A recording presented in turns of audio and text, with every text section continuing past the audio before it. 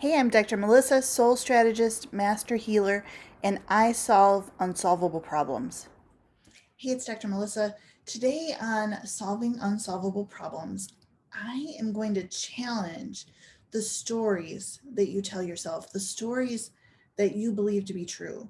And I'm not just talking to you, I'm talking to myself as well. This is something that we all do. We all have beliefs surrounding stories that we've created. Take, for example, food. You may have stories around, uh, what you can eat, and those stories even will change based on experts over time. You may have a story that eggs are good for you, that eggs are bad for you, that you shouldn't eat fruit after dinner, that you shouldn't eat fruit in the morning, that you shouldn't eat carbs at a certain time of day, that you shouldn't eat carbs and fats at the same meal, that you shouldn't eat any number of things at a particular time or place, right?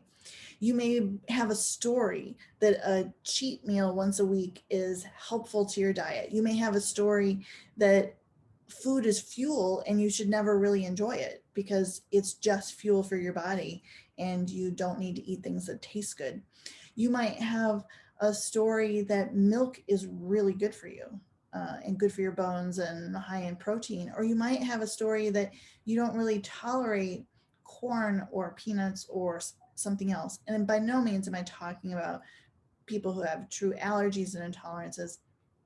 I'm talking about the stories, the things that we tell ourselves that if I drink caffeine after noon, I will never go to sleep.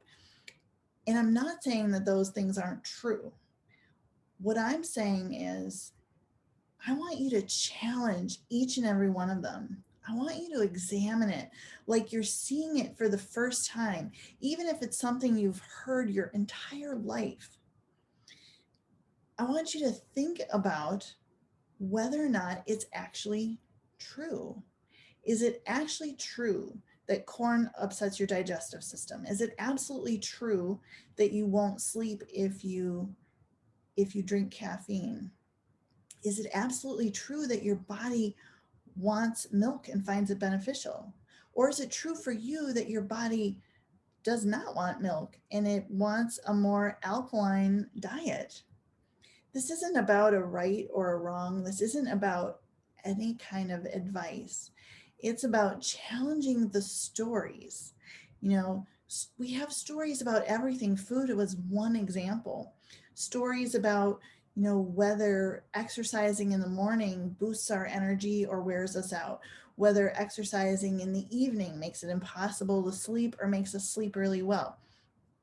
We have stories about, whether we need to take a supplement or, drink a particular tea or um, use some sort of external object to get some sort of physical result. And the reality is that for the vast majority of these things, they're just stories. Stories that we may have gotten from our parents, stories that we may have gotten from teachers, stories that we may have gotten from past relationships about how we're supposed to show up and communicate. Some of you may have stories that you're not to communicate fully with the significant other, that's not safe, or that it would be mean or unkind to share something that's heartfelt and true and bothering you, but might be hurtful to the other person. Those things are ingrained and imprinted in us from a young age, and we just add to the stories over and over and over the course of our lives. The stories that we tell us ourselves, those are what keep us stuck. Those are what keep us out of alignment with our truest self, with our divine self, because they're just stories that are projected onto the true reality. And becoming aware of those stories, being able to see them as story um, is incredibly empowering in allowing you to break through. You may have a story that it's not easy or possible to tell your parents you love them because they don't really do that in your family.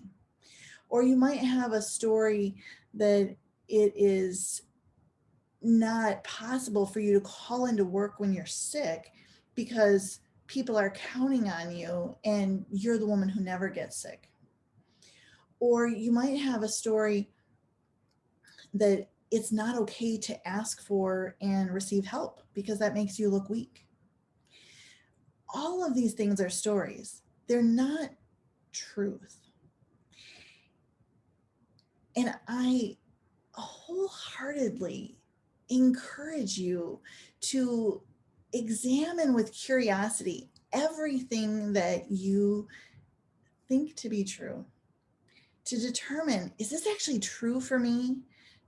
Does my body really need to drink 120 ounces of water a day, or does it feel better when I drink 80?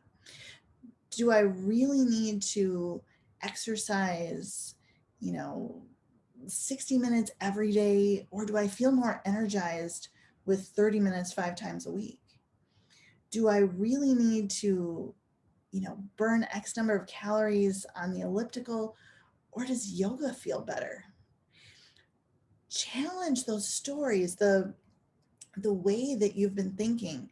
Examine it like you're an observer, you're Sherlock Holmes, kind of looking from the outside in. Is this actually true? And is this actually true for me?